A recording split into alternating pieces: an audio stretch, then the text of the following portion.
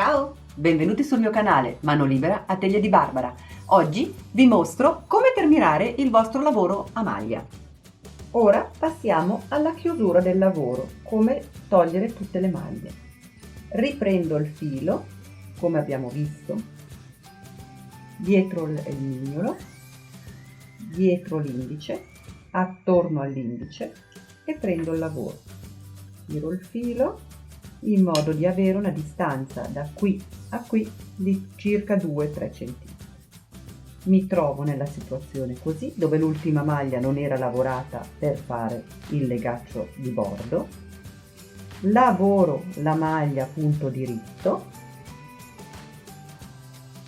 anche la seconda,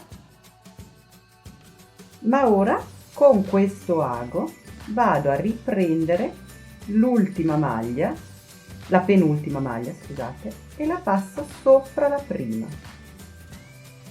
Lavoro la maglia normalmente, con questo ago riprendo la penultima maglia, la passo sopra la prima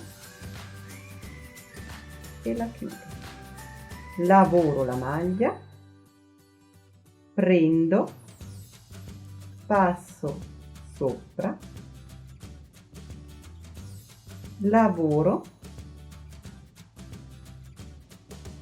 passo, entro e così per tutto il ferro.